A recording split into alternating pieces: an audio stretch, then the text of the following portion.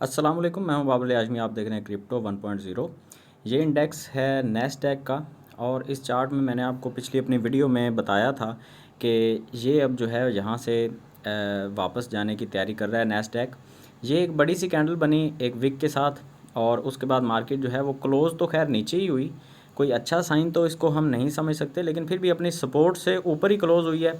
अगर सपोर्ट से नीचे क्लोजिंग हो जाती तो फिर वो एक ख़तरे की घंटी थी। अभी हमारे पास कुछ हद तक जो है वो गुंजाइश बाकी है कि अगर मार्केट आज फिर से कुछ हमें अच्छा कदम दिखाती है, 6:30 40 मिनट के ऊपर नैस्डैक की ओपनिंग होती है, तो अगर ये गैप अप के साथ या ग्रीन कैंडल में क्लोज़ होती है तो मार्केट में एक अच्छा मूव हमें देखने को मिल सकता है। इसी तरह से अगर हम S&P 500 के अंदर देखते हैं तो वहाँ भी हमें जो है वो कैंडल तो रेड ही क्लोज़ होती हुई नज़र आई, लेकिन अगेन ये भी अपनी सपोर्ट के ऊपर ही हमें क्लोजिंग इसकी नज़र आई। ये एक सपोर्ट है, और जब तक इसको तोड़ के S&P 500 नीचे नहीं आता तो हम इसको लेके भी बैरिश नहीं है। ठीक है, ये एक सपोर्ट के ऊपर है, तो यहाँ पे कुछ हद तक कंसोलिडेशन जोन बन सकता है। यहाँ पे थोड़ी बहुत जो है वो कंसोलिडेशन होने के बाद मार्केट ऊपर जा सकती है।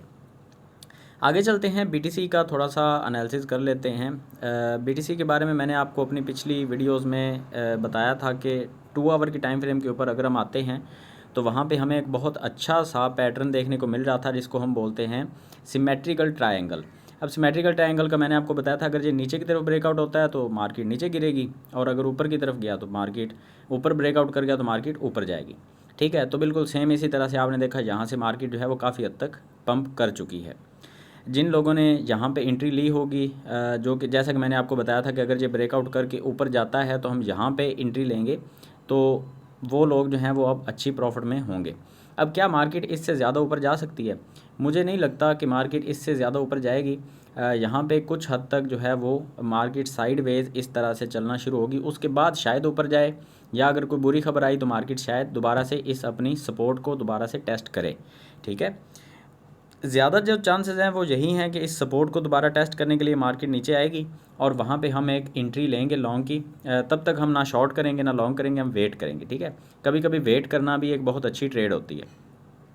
अथीरियम को लेके मैंने आपको बताया था कि अथीरियम बीटीसी से ज़्यादा हमें अच्छा नज़र आ रहा है।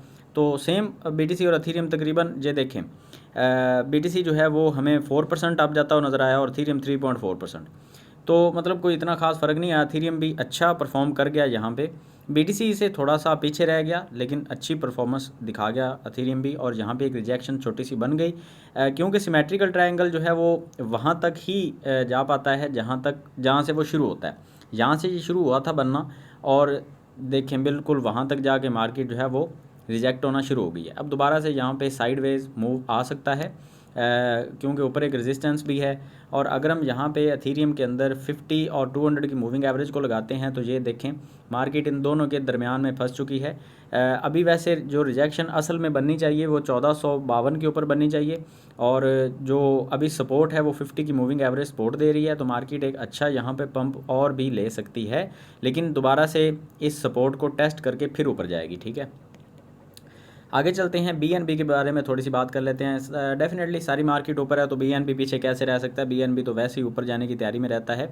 यहाँ पे बीएनबी के अंदर हमें बाकी सारे कॉइन्स की निस्बत एक अच्छा साइन देखने को मिल रहा है। 200 की मूविंग एवरेज भी नीचे रह गई, और 50 की मूविंग एवरेज भी नीचे रह गई है। तो बाकी मार्केट के अंदर हमें ये शायद चीज़ देखने को ना मिले कि ये एक 50 की मूविंग एवरेज का क्रॉस 200 की मूविंग एवरेज से होने वाला है। अगर ये क्रॉस हो जाता है कंप्लीट, तो मार्केट दोबारा से शायद इस सपोर्ट को एक दफ़ा टच करके अच्छा बुलिश मूव हमें दिखा सकती है, और दोबारा जो नेक्स्ट रेजिस्टेंस बनेगी वो 296 या $298 के ऊपर बनेगी। तो आपने कैसे ट्रेड लेनी है वो आपको आई थिंक समझ आ गई होगी। आगे चलते हैं, थोड़ी सी बात कर लेते हैं हम जो है वो डोमिनेंस को लेके। तो बीटीसी की जो डोमिनेंस है, सबसे पहले हम बल्कि हम पहले टोटल मार्केट कैप की बात कर लेते हैं कि टोटल मार्केट कैप जो है वो क्या अपने रिजेक्शन पे है या सपोर्ट पे है, तो हम उसके बारे में भी थोड़ी सी हमें इन्फॉर्मेशन होनी चाहिए। ये देखें, टोटल मार्केट कैप में भी हमें एक सिमेट्रिकल ट्रायंगल देखने को मिला, उसने भी ब्रेकआउट ऊपर की तरफ किया, और 200 की मूविंग एवरेज से ऊपर निकल चुकी है मार्केट। ये एक बहुत अच्छा साइन मुझे लग रहा है कि यहाँ से मार्केट जो है वो अगर ऊपर ही क्लोज़ हो जाती है आज के दिन, तो क्योंकि हम जो 2 आवर के टाइम फ्रेम के ऊपर हैं, तो ये कैंडल और एक दो कैंडल और अगर इसके ऊपर ही क्लोज़ हो जाती हैं तो हमें मार्केट जो है वो आलमोस्ट 1 ट्रिलियन तक जाती हुई बहुत जल्द दिखेगी। आगे चलते हैं BTC की डोमिनेंस की तरफ। तो पहले तो हम देख रहे थे कि BTC की जो डोमिनेंस है वो हमें अथीरियम की निस्बत थोड़ी सी कमज़ोर नज़र आ रही थी, लेकिन अब जो है अथीरियम की खबरें क्योंकि बहुत अच्छी नहीं आ रही, उसकी वजह से BTC की डोमिनेंस जो है वो ऊपर जाना शुरू होगी। लोगों ने अथीरियम से पैसे निकाल के BTC के अंदर डालने शुरू कर दिए हैं। अथीरियम के बारे में कुछ लोग ये कह रहे हैं कि अथीरियम का जैसे मर्ज के बाद सीन होना चाहिए था वैसा नहीं हुआ। होना क्या था कि अथीरियम जो है उसने मर्ज के बाद क्या करना था, उसकी जो सप्लाई है वो डाउन जानी थी। मतलब जो सप्लाई हर साल आ रही थी मार्केट के अंदर वो सप्लाई हर साल कम होनी थी, लेकिन ऐसा हुआ नहीं। कुछ लोग ये कह रहे हैं, ट्विटर के ऊपर भी काफ़ी सारी पोस्ट हमें देखने को मिल रही हैं कि अथीरियम जो है वो हर साल जो है पहले भी मिंट होता था, अब भी हर साल मिंट होता है। ये डेफिनेटली प्रूफ ऑफ वर्क से प्रूफ ऑफ स्टेक के अंदर जैसे आया है, तो कुछ ना कुछ फ़र्क तो पड़ा है। कि ये है कि पहले तकरीबन 6-7 लाख 50-60 लाख के करीब जो हैं एथीरियम वो हर साल मिंट होते थे, और 25 से 30 लाख जो हैं वो बर्न होते थे। तो हमें तकरीबन 20-25-30 लाख तक एथीरियम जो है वो मार्केट में ज़्यादा देखने को मिलते थे। अब जो है वो अभी भी एथीरियम जो हैं वो ज़्यादा देखने को मिलेंगे हर साल, लेकिन वो सिर्फ 1 या 2 लाख के करीब होंगे। ज़्यादातर एथीरियम जो हैं वो मिंट नहीं होंगे, ठीक है। फिर भी आप देख रहे हैं कि एथीरियम जो है वो एक अच्छा मूव तो खैर दिखा रहा है, क्योंकि सारी मार्केट ऊपर जा रही है। तो अपनी इस रेजिस्टेंस को टच करके एथीरियम वापस आ सकता है। आपने थोड़ा सा यहाँ पे ख्याल से ट्रेड करनी है, फोमो में आपने नहीं आना। ट्रेड लेनी थी तो हमने यहाँ पे लेनी थी, ठीक है। और अब सिर्फ वेट कर सकते हैं दोबारा से इसके एक अच्छे से पैटर्न बनने का। जब भी कोई पैटर्न बनता है तो वहाँ पे ट्रेड लेने का टाइम होता है। अगर हम उसके अलावा ट्रेड लेंगे तो वो गलत हो जाएगा। BNB की डोमिनेंस के बारे में मैंने आपको आगाह किया था कि डोमिनेंस जो है वो ऑल टाइम हाई पे जा चुकी है और वहाँ से नीचे आने के चांसेस ज़्यादा हैं। तो बिल्कुल वैसे ही हुआ कि वहाँ से जाके ये एक रिजेक्शन बनी और डोमिनेंस जो है वो दोबारा से वापस आई, यहाँ तक 4.89 तक आई, लेकिन अब 4.92 तक जा चुकी है।